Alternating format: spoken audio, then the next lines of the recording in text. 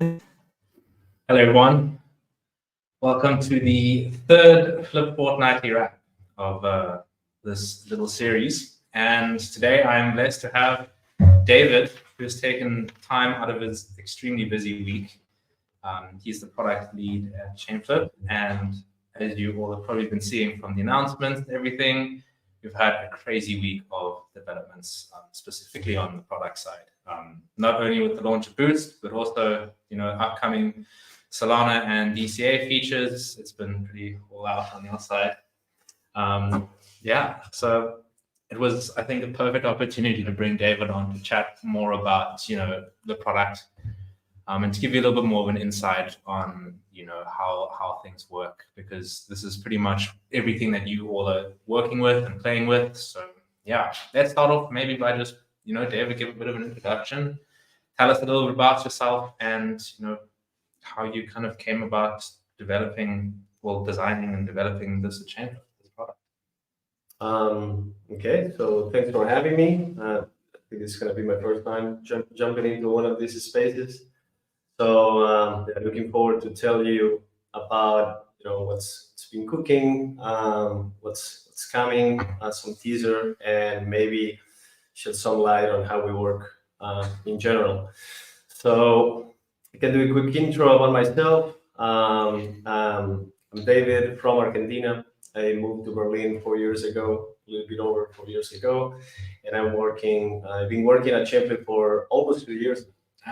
Coming, of course, from the typical Web 2 background, former engineering as well. So definitely the technical background helps when it comes to leading a cross-functional product team, which is right now the size of 5 developers, a designer, and myself. So everything that you see in the apps, including the SDK, and that is under our umbrella. Sure. But actually, the big thing is actually including the SDK, because it's not something that everyone sees. Yeah. But that's, B2B is just as important as B2C, right? And that's a whole game on its own. That's right. Yeah. Developer experience, and on the other hand, the user experience, depending on the persona we're talking about. Yeah. Swapping app has an audience. The LP app has a different audience. And like you say, when it comes to B2B aspect, the SDK is making sure that the actual partners and their teams can successfully integrate Chainflip as soon as possible. I think that's a good point. Like, the thing with Chainflip is we're not just, some layer that, gets built on. We've got our own products built within that's all kind of run by David. Some that you have probably all interacted with, some not. Like, yes, the SDK, but also, we have the swapping app, and that's quite rare for a protocol to basically build not only just like the base layer, but also on top of that have like this fully functioning swapping app. And I think this is why it's important, because David's role is to connect the two together so that there can be a seamless interface. And we're catering for different audiences here. We got the retail side, but we've also got the LP side. And I think this will be nice today to kind of go through a bit of both, showcase some Boost, and take it from there. Where do you want to start, David? Do you want to start with the swapping app? Would you like to go LP app? Sure. Yeah. For sure, the swapping app is under the hood using the SDK, so we are dog fooding in that sense. Yeah. We're suffering firsthand our own, rough edges even when we have to use our own SDK. So for sure, I can make a swap and show you how it works. I mean, we can talk through the user flow, the user journey, how that works. So I see that my screen is there. So usually I can definitely try and boost. Well, I think we can go to a regular swap first and then move from there. We can definitely get some flip, as you should. I knew it. So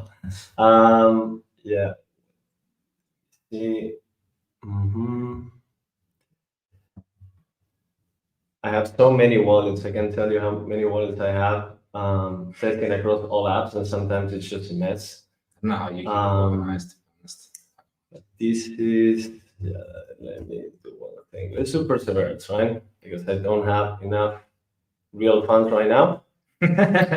So, yes, the first thing that sometimes comes as a surprise for someone that is not familiar with our app is the deposit address, right? So you don't necessarily need to connect your wallet to perform a swap in our app, which is something that I can. You could argue that it's one of the differentiators we have. You don't need a specific wallet. You can just make a simple transfer, which is cheaper, and also there's always a risk of trying a new product or a new protocol. You're like, I don't know if I want to connect my wallet. Simple enough. You can just create the deposit address, as you see here, and just send the funds, right? And you can make, in this case, a swap, or obviously, in my case, I can just connect my wallet and send it from my wallet.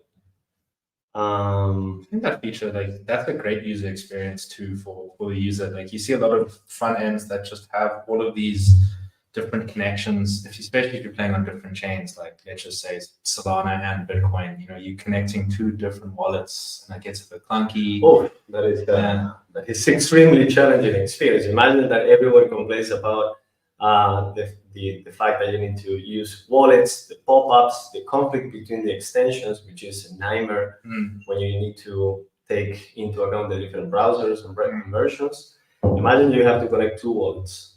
It is a nightmare. And sometimes it's extremely conflicting. So, I think when you're coming for the first time in the cross-chain space, whether you like it or not, you will start understanding a bit of the difference between different chains and how the regular swapping experience in your Uniswap app is way more simplified just because everything happens in one chain. Yes, so maybe something I can mention here when we display this block confirmation screen is that is what we call the safety margin. You can find that in our talks. And basically it's where we consider as safe for the protocol to say, okay, this deposit was witnessed and we can proceed and make that swap. You could lower that threshold, but of course it's risk that something happens, the transaction doesn't go through, and you still move ahead. But yeah, more than that is something that in Bitcoin, for instance, and with our new launch feature Boost, we're lowering to only one confirmation block, which has seen some pretty crazy times. Maybe we can go and explore later and show, but there's been some 3-minute, 5-minute swaps from BTC to ETH. It's pretty crazy to see. Besides the yield, it's also good for the user too. What's on the right here? We're seeing both refund address and destination address. That's new fill or kill, right? That's right. Yeah. One of the main feedback that we got when we launched was the inability to provide a slippage tolerance, which is both response to the industry on the bad things that can happen, as a user when you're going to swap and you get a worse price or you get sandwich or whatever. But at the same time, in our case, because we have amazing pricing, that's what we usually expect when you swap. Now, with fill or kill, you can comfortably define that tolerance. So you'll have a minimum price where your swap is going to be executed. And if you saw in the previous screen, we saw a deadline. I can show after in the settings, but we have this swap deadline. If you're familiar with CoSwap, they have the same thing in their settings, and that is how long we're gonna retry to get the price we guaranteed, at least that price guaranteed, which is great. But one of the tricky functionalities we had to build in the protocol to support this on top of the type order, the order type itself was a refund mechanism. So if something goes wrong, we have to kill that order. Then where should we return the funds? Especially if you use deposit address, right? Yeah. You didn't connect your wallet, we don't know where you're sending the funds. So you can set that refund address and we can default to that if we didn't meet your requirement. And the refund address can also be any address as well. It doesn't have to be the same one that you deposited with, right? Exactly. Yeah. It can be anything. Which is pretty cool. That's pretty cool. Yeah. Over here we got the things work slower on testnet, FYI. Especially with Bitcoin. So yeah. Yeah, it gives us a chance to talk about that, right? So maybe what I can show as well is how you can verify what's going on. Right? Yeah. One of the main principles that we have is we want to be as transparent as we can. Right? We want to give you everything that you want to know. Of course, different users, power users, prefer to see more data. Less sophisticated users want to see less and don't be overwhelmed. But if you want, through progressive disclosure, we can just give you everything you need. Here you can see the whole timeline of the different events that take place from the moment we created the deposit channel, since we received your deposit, the fees involved, the transaction reference, how the swap went through, why we're using this swap 1 and swap 2, which are the legs, because we're always going through USDC, which is how our protocol works.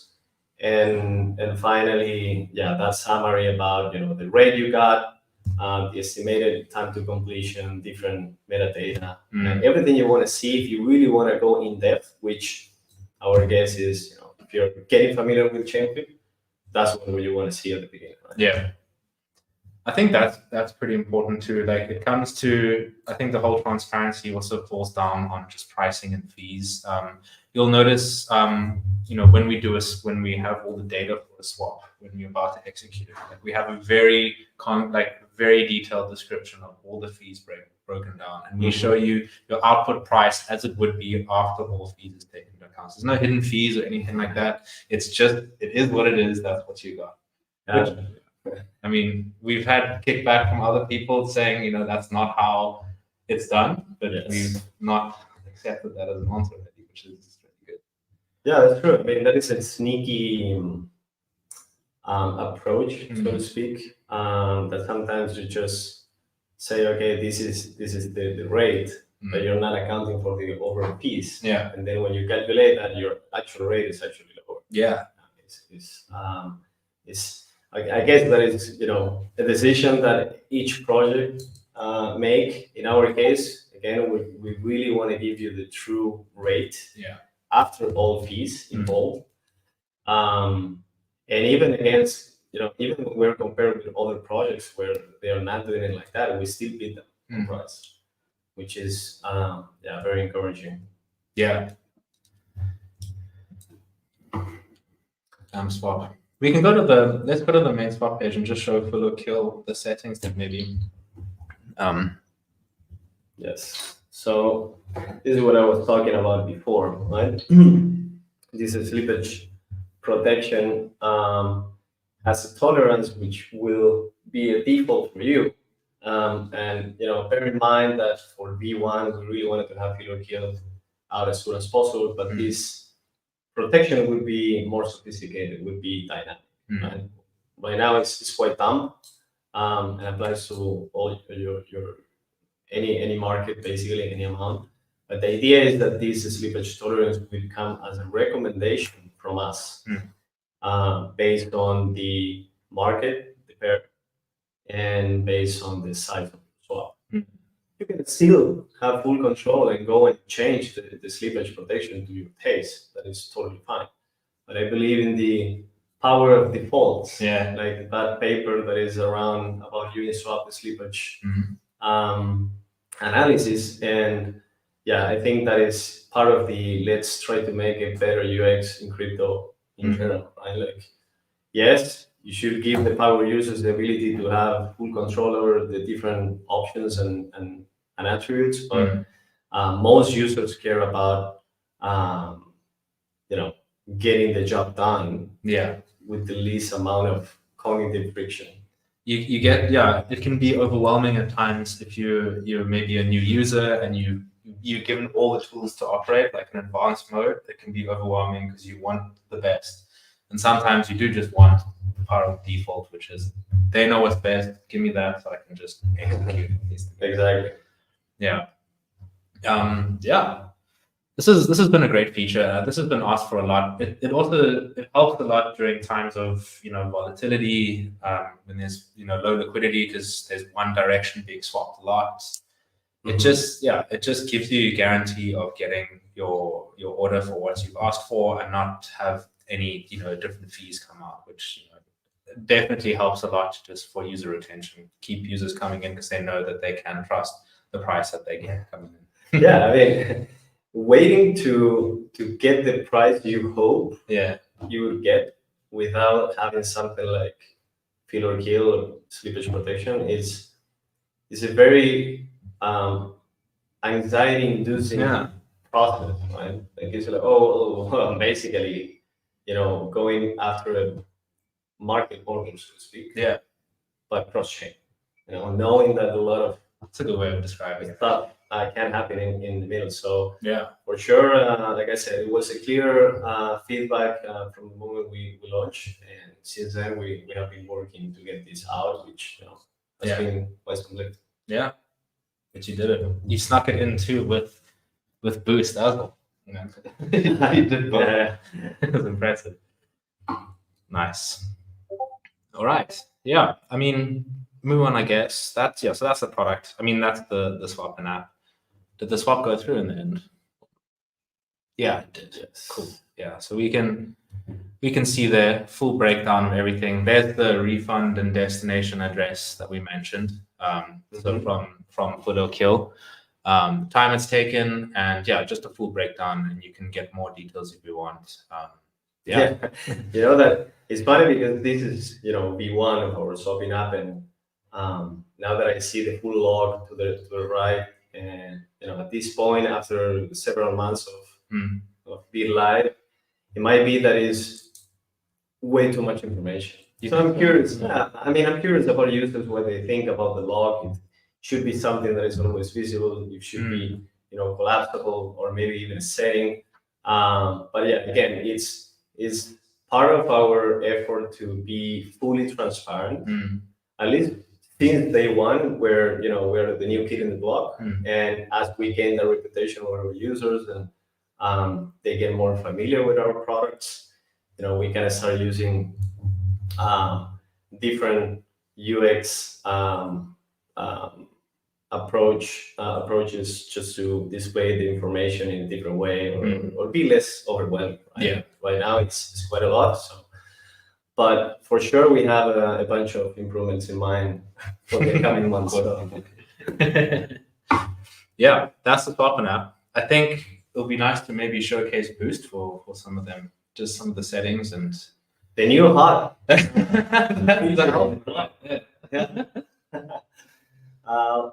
Crazy. Yeah, with Boost, we this was one of the true cross, I would say, company-wide collaboration for this feature. Like I said, because we have the apps, the products built on top of the protocol, right? And sometimes you require a lot of coordination and collaboration between the teams. And this one was probably the first canonical example of a joint effort from day one. It took us a while, but I'm pretty happy with the result. And I just couldn't wait to see this out of the door. For sure, it required a full revamp of the liquidity provisioning app, which some of the audience maybe remember the first version, which that was really an MVP. the original plan for liquidity provision in Chainflip was mostly professional market makers, and the app was a way to see and verify was maybe manage your balance as a chain account, and we for sure encountered all these challenges with dealing with the Polkadot ecosystem, right? So the substrate wallets, Polkadot wallet, the fact that the state chain is a substrate-based blockchain, and challenge was how can we make this app something that is closer to the audience that is going to be appealing, would be attracted to something like Boost. So. I know that we got a lot of good feedback after we implemented MetaMask snaps to log in and register in the LP app. We definitely received a good amount of liquidity since Tuesday, the launch. Look at these APY numbers, Sean. I hope you're here. I am. Small bags.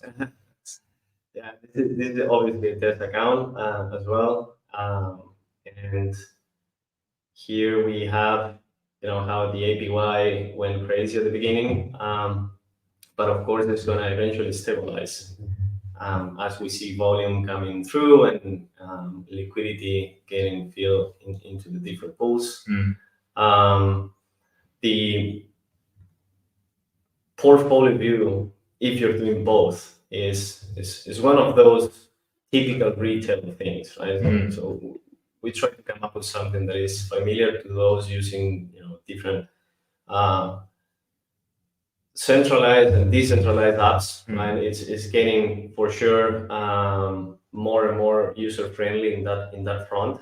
If you're already doing something with regular orders or market making in Chainflip, either because you're a pro or because you're using our Chainflip card script around to play around, definitely something that requires some work to conceal both.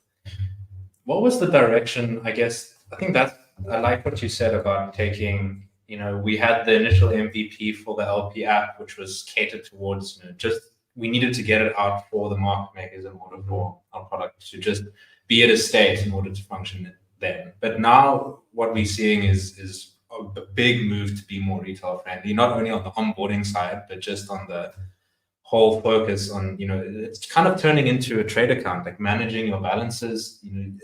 It's kind of following that position of, doing what a centralized exchange does, but just all on chain. Is that kind of the direction where you see the LP app being, where you want those types of users? That's right, my friend. And for sure, Simon at some point will probably share more about the vision that we see for this particular product. But for sure, we want to move towards having a true exchange experience where you can perform swaps straight here in the app, and get it into new opportunities to get yield. Boost could be the first one. We could have more, and it's really exciting for me and the rest of the team to think about this app. At the beginning, some MVP that we wanted to validate. We didn't know how much traction we would get in that sense, and now I see a lot of excitement. I see even a Telegram group about liquidity provision, Chainflip, people building on top, which is the most exciting thing that you can see when others are building on top of what you're doing. That always makes me very happy to see. It's that ecosystem at the end you want to build, which is eventually creates that network effect on what you're doing. Yeah, I like that. Keep boosting over there. Nice.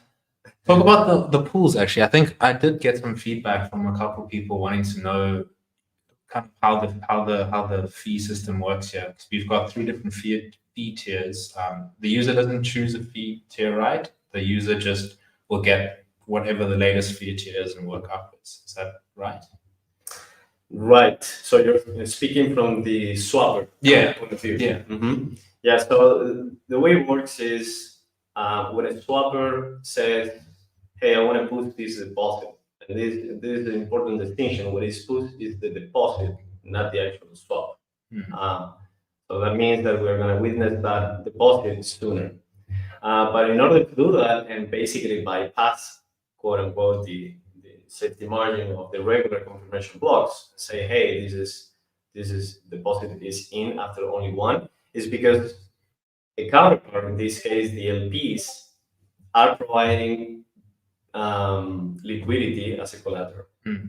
So the way it works for the swapper is we are going to try to boost your deposit always from left to right when it comes to boost pool fees, right? So we're going to start with a cheap pool and we're going to try to exhaust all the liquidity in that pool to see if we can boost your deposit. If we need more liquidity, we're going to take the second one with higher fee and we're going to try to exhaust that. So then the fee is going to be an average of the proportional liquidity you took from both pools, and so on and so forth up until the last one.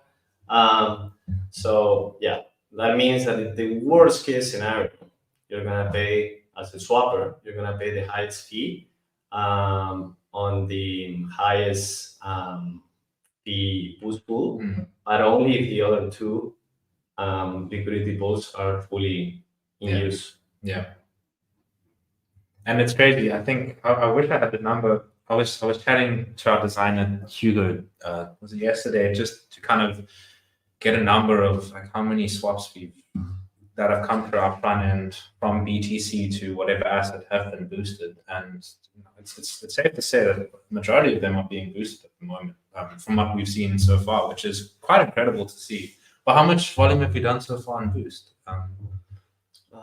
If we go to here, let's see.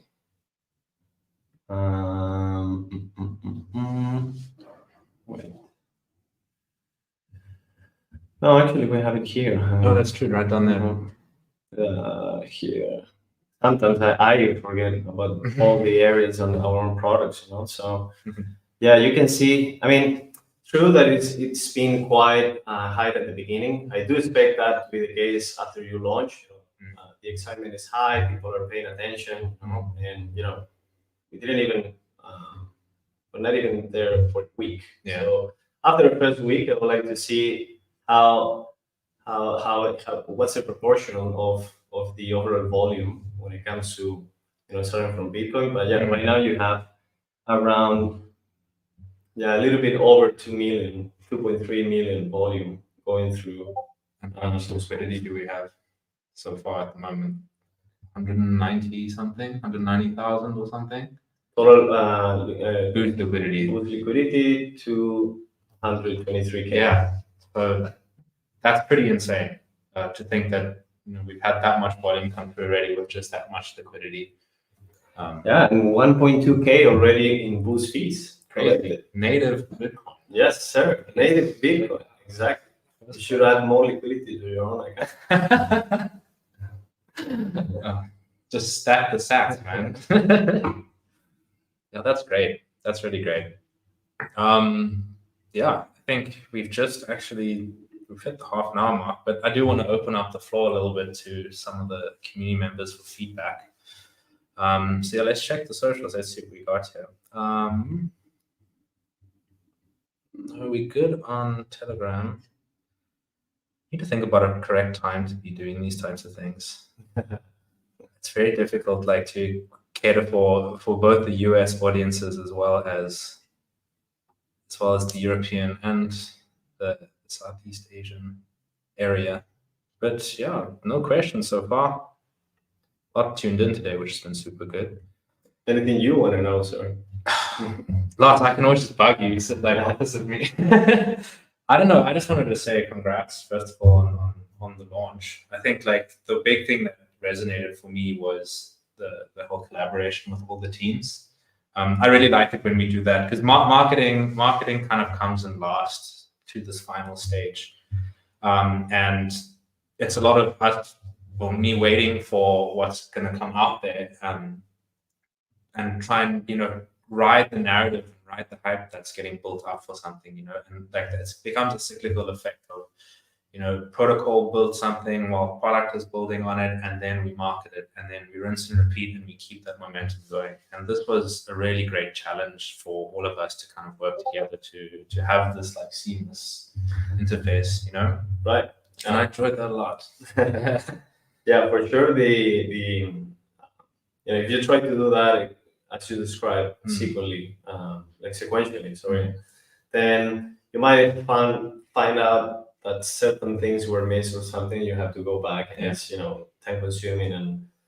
But I think in this case we build this virtual squad to tackle boost, and we really got into a very good place and pace as well. Because sometimes it's hard to explain outside Chainflip how much of a lift some of the things are. Like Boost, for instance, is something that pretty much touch every single product in our portfolio. Yeah, absolutely everything. From the protocol course, but then every single app in the product SDK. And yeah, that's truly a massive lift. Cool. Redesign too as well, like you said on the LP app, kind of playing with the Boost branding as well, and also fitting this into the mountain of other stuff that we got going on. I'm sure you both have seen, if not yet, but we have 1.6 already out on Perseverance. All the binaries have been released in Perseverance. That's right. Which is Solana and DCA. And yes, while that's in the protocol side of things, there's also a lift that needs to be done to get that on the products. Not only Solana, but also now DCA, which is a completely new feature on top. Oh, that is, let me tell you, before this meeting, that was exactly what I was doing. Working with Huge and the rest of the team, trying to, come up with a good proposal, also getting feedback internally from the rest of the team to come up with an experience that works for both. DCA, regular swaps, but also accounts for Boost and Feed or Kill, which it's quite a lot. Like it's very easy to overwhelm a user with all those options. Killer features. Yeah, overwhelming. Nevertheless, because we live with it every day. We're like, that's what we want. We know how to tweak what we need to tweak. But you push like all of this onto a user that's maybe not is using not Chainflip for the end goal, but more to just get to where they need to go. They're like, fuck, what is fill or kill? Like, what is Boost? What is TCA? I don't care. Just give me my funds. It's like it's hard. So that's always a challenge. But yeah, thanks, David. It's pretty nice. I like this. We should. Thanks for the invitation, sir. Yeah, some good content out of this, and yeah, nice way to start the weekend for everyone. Enjoy listening to this if you haven't yet over the weekend, and let us know if you want us to cover something else in potential next session. That'll be cool. Also, I guess on the note that David mentioned about, we have all these Telegram groups that are kind of popping up from community members, like the liquidity provision, as well as just our general community. A lot of feedback we get actually from those groups, which I think is super useful. Super useful. So keep it up. Yeah. And thanks. And sometimes I can't reply every single message, but trust me, I'm reading all of them and I'm collecting them and taking that into account when planning stuff. So thank you. Thank you, sir. Cool. Cheers, folks.